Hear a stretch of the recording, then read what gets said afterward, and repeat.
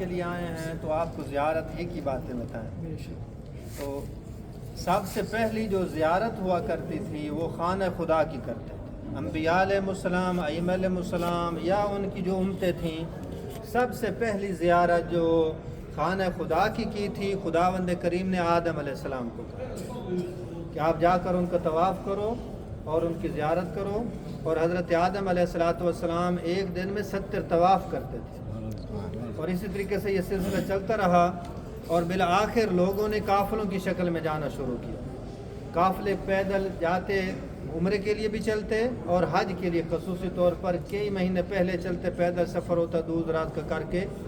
کئی دنوں کے بعد اپنے وطنوں میں پہنچتے تھے. تو ان میں ایک سالار تھا جس نے قافلہ حج کے لیے تیار کیا اور حج پر جا رہے تھے. تو جیسے کوفہ شہر آیا ہے تو اس سالار نے کہا ہم قافلہ روکتے ہیں، اور جس نے کوئی چیز بازار سے خریدنی ہے خرید لو، تاکہ سفر دور دراز کا ہے اور تاکہ آپ کو رستے میں کوئی چیز کی ضرورت نہ پڑے. تو قافلہ رکا تو چلے گئے حجاج کرام کوفہ بازار میں چیزیں خریدنے لگے، اور ان میں ایک فضل ابن ربیع بھی انسان تھا، زہر جو جا رہا تھا حج پر. تو وہ بھی کہتا میں بھی انہی کے ساتھ نکلا تھا کہ بازار سے جا کر کوئی چیز خریدوں. وہ تو آگے چلے گئے، لیکن میری نظر پڑ گئی ایک عورت کے اوپر،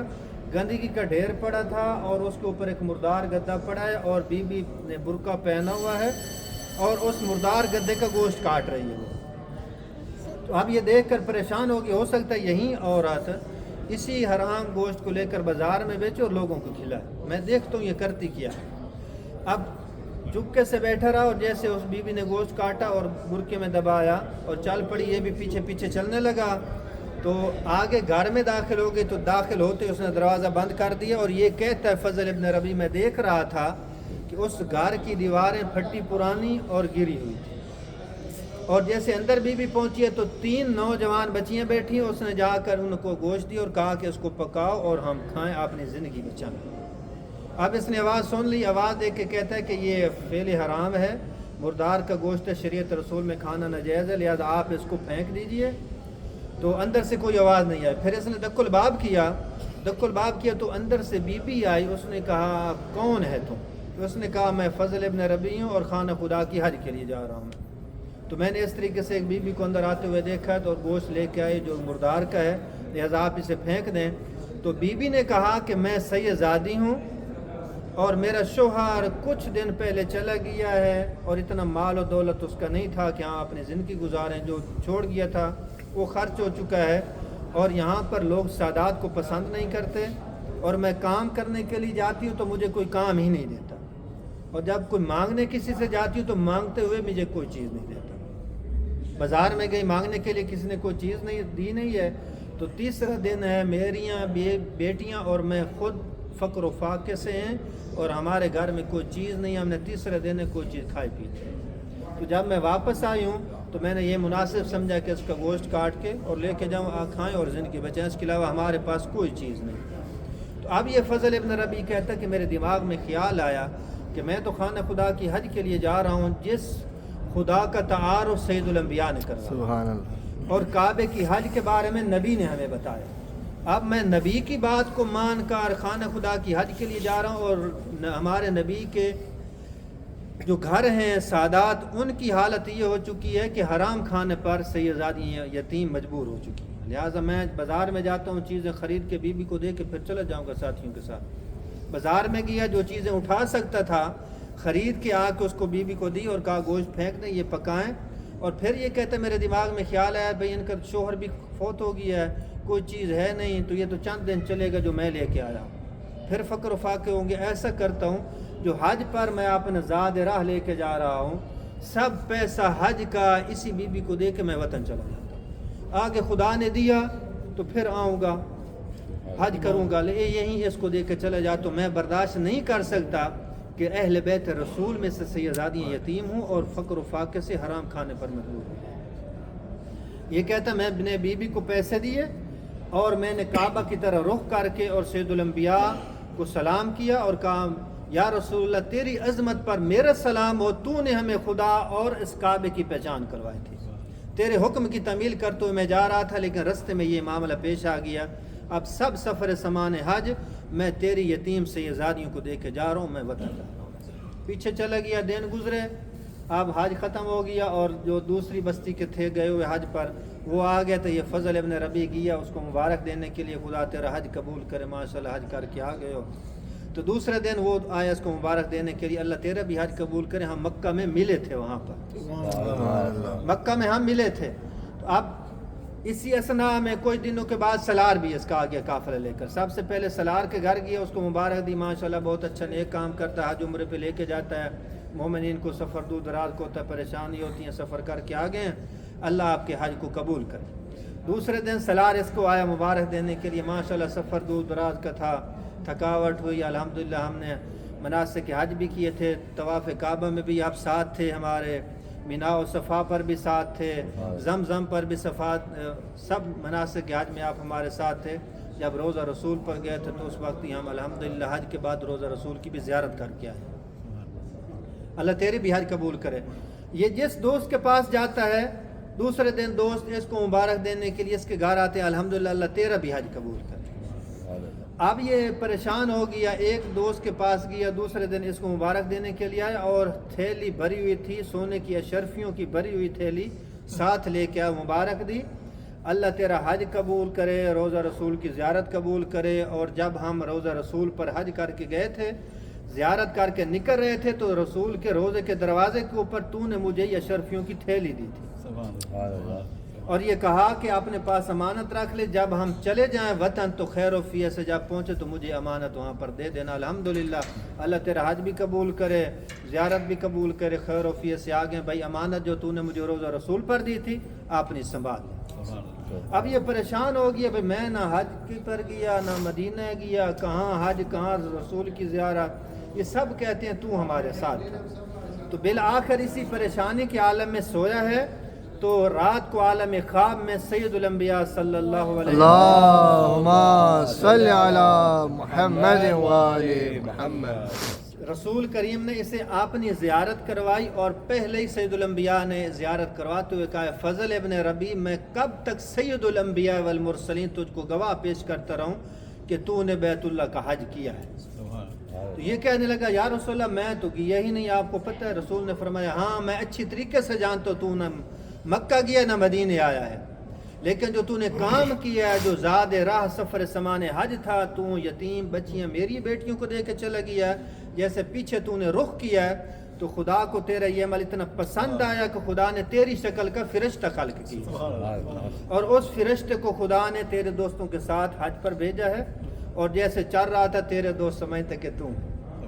اور وہ طواف کر رہے ہیں تو ان کے ساتھ یہ طواف کر رہا ہے، مینا پر جا رہے ہیں تو یہ مینا میں ان کے ساتھ ہے، عرفات میں تو عرفات میں ساتھ، صفا مروہ پر جہاں گئے ہیں وہ ان کے ساتھ تھا۔ جب یہ حج کر کے میرے روزے پر پہنچے ہیں زیارت کے لیے، تو جب نکل رہے تھے قافلہ تو مجھ رسول کو یہ گوارا نہیں ہوا، تو نے تو مکمل زاد راہ جو تھا میری یتیم بیٹیوں کو دے کے پیچھے چلا گیا، اور تیری شکل کا خدا نے جو فرشتہ خلق کیا، میرے در سے میرے روزے سے خالی دامن چلا جائے واپس، تو وہ فرشتے کو میری طرف سے ایک تھیلی دی گئی جو فرشتے نے تیرے دوست کو دی، اور کہا جا وطن پہنچ جائیں تو وہاں پر مجھے ادا کر دینے، یاد رکھ لے فضل ابن ربیع یہ تھیلی مجھ رسول کی طرف سے تجھے دی۔ اور پھر رسول نے فرمایا، فضل ابن ربیع غور سے سن لے کہ تو نے 10 دینار میری یتیم شہزادیوں کے اوپر خرچ کیے تھے، میں سید الانبیاء نے مدینے سے 1000 دینار کی اشرفیوں کی تھیلی تجھے گھر پہنچا دی، اور یاد رکھ لے کہ تیرے دوست حج پر گئے ہیں، خدا ان کا ایک حج قبول کیا ہے، اور جو تیری شکل کا خدا نے فرشتہ خلق کیا ہے، جب تک قیامت تک حجاں کرتا رہے گا، خداوند کریم ان حجوں کا ثواب تیرے نام اعمال میں لکھتا رہے گا۔ سبحان اللہ۔ اب یہ دیکھ لیجئے کتنا عمل اس کا خلوصانہ تھا، کتنی اس میں معرفت تھی رسول کی، حق کو پہچانا، دیکھ کے چلا گیا تو خدا نے اسے واپس نہیں پلٹایا۔ اب یہ گئے ہیں، خانہ خدا کی حج کی ہے، اور روزہ رسول کے پتھروں کی جا کر کی، رسول کی نہیں کی، پتھروں کی جا کے کی۔ اب رسول کو اتنا یہ عمل پسند آئے کہ خود رسول اسے اپنی زیارت کے لیے آئے، اور عمل انسان ایسا کرے کہ ہمارے لیے فخر ہے مولا علی علیہ السلام کے شیعہ، یہ بھی فخر ہے، لیکن ایسا فخر نہیں کہ فخر تب ہوگا ہمارے لیے کہ جب مولا علی علیہ السلام کہیں کہ میرا شیعہ ہے، سبحان اللہ، اور ہم یہ کہیں کہ ہم ماشاءاللہ سید الانبیاء کی امت سے ہیں، اور فخر اور کامیابی اس وقت انسان کو نصیب ہوگی کہ جب رسول کہیں گے کہ میرا امتی آ رہا ہے۔ تو لہٰذا انسان کو چاہیے کہ مکمل طور پر یہ بھی دیکھے کہ کہاں جا رہا ہے، کس کے لیے جا رہا ہے، معرفت ہو، پھر اس کے بعد معرفت کے ساتھ چلے، اور پھر خداوند کریم اس کو بہت اجر و ثواب دیتا ہے۔ اور یہاں پر یہ جو حالات بنے ہیں آپ کو پتہ ہے، بس ایک بات سنا کے پھر چند جملے مسائب کے، بی بی زینب سلام اللہ علیہ کے حرم میں مردوں کی طرف سے ادھر ایک پل بنی ہوئی لوہے کی، اس صحن ہے کافی بڑا سارا، اس صحن میں جنگ لگی ہے، تو جنگ کے دوران 150 جنازہ، ایک ہمارا استاد تھا ایران کا ابوالفضل طباطبائی، 150 جنازہ سیدزادے نے بی بی کے حرم میں ایک وقت میں پڑھا، شہداء کے جنازے تھے۔ اور ہم سن رہے تھے اس وقت کہ جن کے چلے گئے ہیں بھائی چلے گئے ہیں، بہنیں موجود ہیں، جن کے بیٹے چلے گئے ہیں ماں موجود ہے، جن کا چلا گیا مثلا شوہر تو بیوی موجود ہے، اور باپ چلا گیا تو ان کے بچے موجود ہیں۔ سب کی یہ آواز آ رہی تھی کہ بی بی زینب سلام اللہ علیہ تجھے یزید نے قید کیا تھا، قید کر کے لے کے آیا تھا، ہم دوبارہ آپ کے حرم کو دشمن کے ہاتھ میں کبھی قید نہیں ہونے دیں انشاءاللہ۔ تو یہ اتنی بیویوں ان کے جگر تھے جنہوں نے اپنے جوانوں کی قربانیاں پیش کی، اور جوانوں نے اپنے قربانیاں پیش کر کے یہ ہمارے زائرین جو آنے والے ہیں ان کی قربانی کا صدقہ ہے کہ یہ زائرین آ جا رہے ہیں۔ تو دشمن کا یہی تھا کہ وہ ان مقامات مقدسہ کو ختم کر دے، کوئی آنے والا یہاں پر رہے نہیں۔ اور کتنے لوگ ہیں یہاں پر فقر و فاقے ہیں، کوئی ان کا کرنے والا نہیں ہے۔ تو لہٰذا انسان کو چاہیے دیکھے کہ اب پہلے جنگ تھی، اب زلزلے آ گئے، زلزلے میں اور زیادہ بربادی ہوئی، کوئی ہے کوئی کرنے والا نہیں ہے۔ تو انسان جتنا کرے گا خداوند کریم اور زیادہ اس کا اجر و ثواب اس کو دے گا۔ تو یہاں پر میں نے 2 کام نہیں سمجھے کہ میں کروں گا، ایک تو میں نے جنگ کے دوران کتابیں لکھنا شروع کی، 28 کتابیں لکھی ہیں ماشاءاللہ، اہم فلبینی حالات میں کیا، اور پھر اس کے بعد یہاں پر شادی کی اور ایک صحیحزادی کو دینا شروع کیا، دوسری کو آج تقریباً 50-55 ہے جن کا ہم کر رہے ہیں، مریض ان کے علاج کرا رہے ہیں، کوئی پڑھ رہی ہیں، کن کے 8-9 کے گھر بنوائے ہیں۔ انسان جتنا کرے، ہمارے پاس کوئی نہیں ہے کہ اتنی تنخواہ ہے ہم کریں، بس اللہ دے رہا ہے کر رہے ہیں۔ آپ بھی ایسا کام کرو۔ سید الانبیاء نے یہ فرمایا کہ جو ایک یتیم کی کفالت کرے اور اس کو ایسا بنا دے کہ وہ کسی کا محتاج نہ رہے زندگی میں، تو جنت میں ان 2 ملی ہوئی انگلیوں کے ساتھ مجھ رسول کے ساتھ ہو۔ سبحان اللہ۔ لہذا جو انسان چاہتا ہے سید الانبیاء علیہ السلام کی سیرت پر عمل کرے تو ان اعمال کو بھی کبھی نہ بھلائے۔ اور یہ رجب اور شعبان کا مہینہ ہے، اس میں اور زیادہ اجر و ثواب ہے، صدقہ خیرات جتنا بھی آپ کرو گے خدا اور انسان کو دے گا۔ تو ہم یہاں پہ آئے اور آج ہے 28 رجب کا دن۔ تو 28 رجب یہ وہ دن ہے کہ جب معاویہ چلا گیا تو یزید آ گیا برسر اقتدار، اور اس نے یہاں سے خط لکھا دمشق، یہاں سے خط لکھا مدینہ میں کہ وہاں پر حسین ابن علی اور عبد الرحمن ابن ابی بکر، عبداللہ ابن زبیر، عبداللہ ابن عمر، ان چاروں سے جبری طور پر بیعت طلب کرو، اگر دوسرے کوئی کریں نہ کریں، اگر یہ انکار کریں تو ان کا سر تن سے جدا کر دو۔ بالآخر ان میں انکار کر دیا تو امام حسین علیہ السلام برسر پہلے ایسی ہستی تھے جنہوں نے یزید کی خلافت کا انکار کیا کہ یہ مستحق نہیں ہے کہ میں سید الانبیاء کا نواسہ میں اس کی بیعت کروں، یہ تو ہو ہی نہیں سکتا۔ بالآخر اب وہ ایسا انہوں نے کیا کہ مروان اور اس نے بلایا جو ولید ابن عتبہ ابن ابو سفیان وہاں پر گورنر تھا، بلایا بھائی یزید کا خط آ گیا، آپ آ جاؤ۔ تو امام حسین علیہ السلام حضرت علی اکبر، حضرت عباس کو لے کے چلے اور بنی ہاشم کے نوجوانوں کو باہر روکا دارالعمارہ کے، اور کہا میں جا رہا ہوں، اگر آواز سنیں آپ تو پھر فوراً ہی اندر داخل ہو جائیں۔ وہاں پر مروان بھی بیٹھا ہوا تھا، اور جب اس نے بیعت پیش کی تو امام نے انکار کیا، تو مروان اس ولید کو کہتا ہے کہ اگر حسین تیرے چنگل سے نکل گیا تو پھر کبھی تیرے قبضے میں نہیں آئے گا، اور تجھ کو حکومت کر کے تم کو قتل کرا دے۔ اب اسی کو یہاں سے اس کی بیعت یزید کے لو، اگر نہیں لیتا تو پھر یہاں سے اس حسین کا سر تن سے جدا کر دو۔ تو امام نے فرمایا یبن زرکا اتحددنی من الموت، امام نے اس مروان کو کہا اے زرکا کے بیٹے تم موت سے مجھے ڈراتا ہے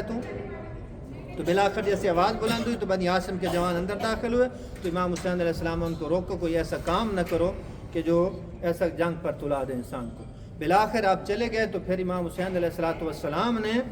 اب گئے ہیں روضہ رسول کے اوپر، اپنی ماں کی زری کے اوپر، امام حسن علیہ السلام کی زری کے اوپر گئے ہیں، اور جا کے ان کو الوداع کرنے لگے، اور الوداع کرنے کے بعد اب یہ وقت گزر رہا تھا تو بالآخر پہنچے ہیں روضہ رسول کے اوپر۔ اب جب روضہ رسول پر پہنچے ہیں تو وہاں پر امام حسین علیہ السلام اپنے نانے کی زری کے اوپر سو گئے، آرام کر گئے۔ تو خواب میں دیکھتے ہیں کہ سید الانبیاء نے یہ فرمایا ہے کہ یا بنیا ان اللہ قد شاء یراک قتیلا، ہے میرا بیٹا حسین خداوند کریم تجھے اپنی بارگاہ میں شہید دیکھنا چاہتا ہے۔ تو پھر یہ بھی رسول نے فرمایا ان اللہ قد شاء یراہن سبایا، اور فقط تو قربان نہیں ہوگا، بی بی زینب سلام اللہ علیہ کی چادر بھی قربان ہوگی، اور بیویاں بھی قید ہو کر جائیں گی۔ اور ہم جس زری کے اوپر آ چکے ہیں یہ بی بی سکینہ سلام اللہ علیہ کی ہے، اور یہی بی بی جو ہے جب امام 28 رجب کو امام نے مدینہ چھوڑا تو امام کے ساتھ تھی،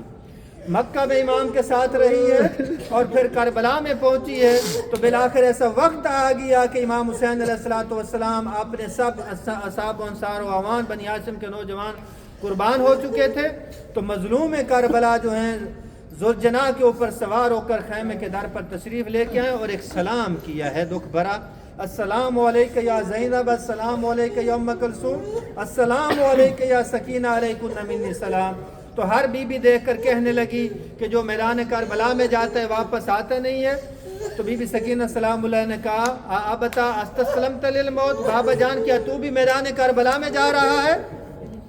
اگر آپ جا رہے ہیں تو رد الی حرم جدنا، ہم کو مدینہ پہنچا دیجئے، پھر میدان کربلا میں جائیے، کیونکہ آپ کے چلے جانے کے بعد ہمارا کوئی وارث نہیں رہے گا، ہم بے وارث ہو چکی ہیں۔ بھائی اکبر بھی چلے گئے ہیں، قاسم بھی چلے گئے ہیں، اور محمد بھی چلے گئے ہیں، چچا عباس بھی بازو قلم کرا کے چلے گئے ہیں، اور آپ کے چلے جانے کے بعد ہمارا کوئی مددگار مہاں میں نہیں رہے گا، تو آپ ہم کو مدینہ پہنچا دیجئے، پھر چلے جائیے۔ تو امام حسین علیہ السلام نے اپنی لخت جگر کے سر کا بوسہ لیا،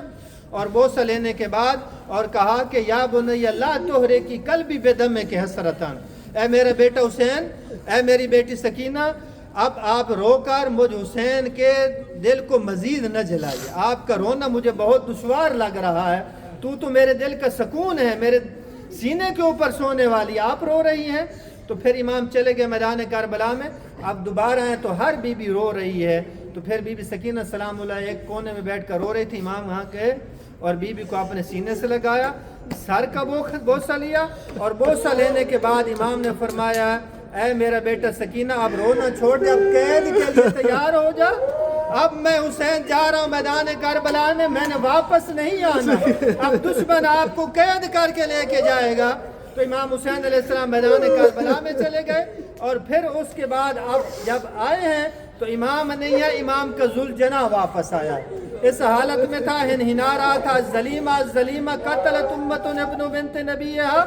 امت رسول نے بہت بڑا ظلم کر کے اپنے نبی کے نواسے کو شہید کر دیا، رکابیں کٹی ہوئی تھی جس پر نیزے اور تیر لگے ہوئے تھے، زین ذوالجناح ڈلی ہوئی تھی، اور پیشانی پر امام کا خون اثر لگا ہوا تھا۔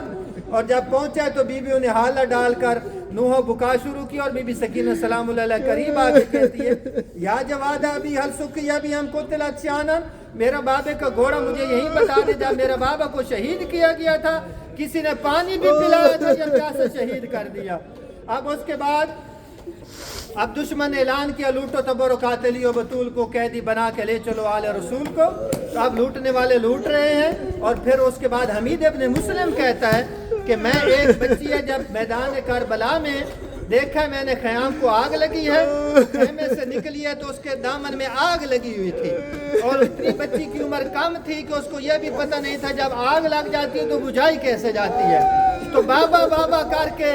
دوڑ رہی تھی میدان کربلا میں، میں قریب گیا تاکہ میں اس کے دامن سے آگ کو بجھاؤں، جب میں قریب گیا تو اس نے ہاتھ باندھ کر کہا میں سیدزادی ہوں میرے قریب نہ آنا، تو پھر وہ کہتا بی بی میں آپ کو کوئی نقصان نہیں دوں گا، میں آگ بجھانا چاہتا ہوں، تو بی بی نے کہا مجھے نجف کا رستہ بتا دے میں بابا علی کے پاس چلی جاؤں گی۔ تو پھر حمید ابن مسلم کہتا ہے وہیں بچی جو رو رہی تھی اب دوڑ رہی ہے میدان کربلا میں، دوڑ تو اس نے اچانک اس نے مقتل کا رخ کیا، اور مقتل کا رخ کر کے جب گئی ہے تو بابا مظلوم کربلا کے کٹے ہوئے گلے کے اوپر گر گئی اور بے تحاشا بیان کرنے لگ گئی،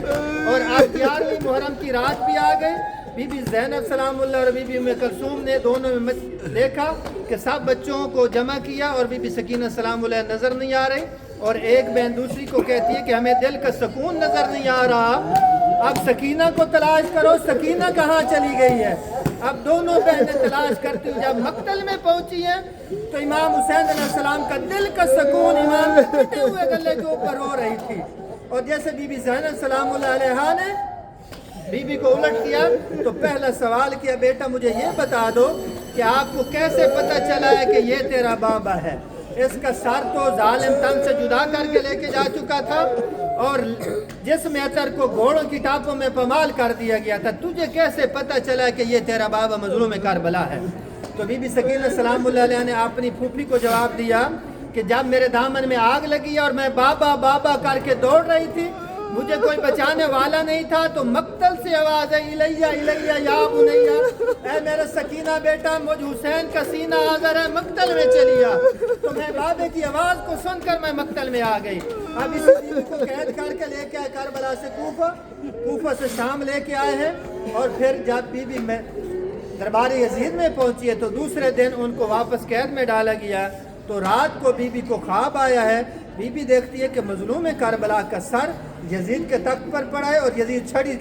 چھڑی سے امام کے دانتوں کو توڑ رہا ہے، اور دیکھتے ہی بی بی نے بابا بابا کرنا شروع کر دیا۔ تو رونے کی آواز یزید کے محل تک پہنچی، تو یزید نے پوچھا دربان سے کیوں وجہ ہے کہ زندان شام سے ہوا حسینہ کی صدائیں بلند ہو گئی ہیں؟ تو اس نے کہا کہ حسین کی چھوٹی ایک بچی ہے جو بابا بابا کر کے رو رہی ہے۔ تو یزید نے پوچھا کیسے خاموش ہوگی؟ بتایا گیا کہ ہو سکتا ہے اسے بابا کا سر بھیج دیا جائے اور بابا کو دیکھ کر خاموش ہو جائے۔ تو بلا کر یزید میں تشت میں امام کا سر رکھا کر اوپر سے غلاف ڈلا کر زندان میں بھیجا، اور امام سجاد علیہ السلام لے کے آئے ہیں۔ تو جیسے بی بی نے دیکھا تو بی بی بھائی کو کہتی ہے بھیا مجھے کھانا نہیں چاہیے، میں کربلا سے اپنے بابا سے جدا ہو چکی ہوں، مجھے بابا ملا دے دیے، میں تو امام بابا کے سینے پر سونے والی تھی۔ تو امام نے غلاف الٹ کر کے کہا بہن یہ غور سے پہچان لے یہیں تیرے بابا مظلوم کربلا ہے۔ تو بی بی نے جب دیکھا امام کی رگیں کٹی ہوئی تھی، ریش تر خاک و خون سے خضاب تھی، تو سر کے اوپر گر کے کہتی ہے بابا تیرے سر کس ظالم نے تن سے جدا کر دیا؟ تیری ریش تر کو خاک و خون سے کس نے خضاب کر دیا؟ بابا میں کربلا سے تو سے جدا ہو چکی ہوں، جب سونا چاہتی ہوں تو شمر میری پشت کے اوپر تازیانے مارتا ہے۔ تو اسی اسنا میں بیوی کی آواز ختم ہو گئی، جب الٹ کیا گیا تو انا للہ و انا الیہ راجعون۔ تو یہ امام حسین علیہ السلام کی بیٹی 28 رجب آج کے دن یہ مدینے سے چلی تھی اور یہاں شام میں یہ سو گئی، اور جب لٹا ہوا قافلہ جانے لگا ہے تو سب یہ اسیران کربلا بی بی کی قبر کے اوپر آئے، اور بی بی زینب سلام اللہ علیہ نے دکھ بھرا ایک بیان کیا اور کہا بیٹے سکینہ جب زندان میں تھے تو ہمیشہ اپنے بھیا سجاد سے پوچھتی تھی کہ کب ہم وطن مدینے جائیں گے، ہم تو جا رہے ہیں تو نہیں جا سکی، تو زندان شام میں سو گئی۔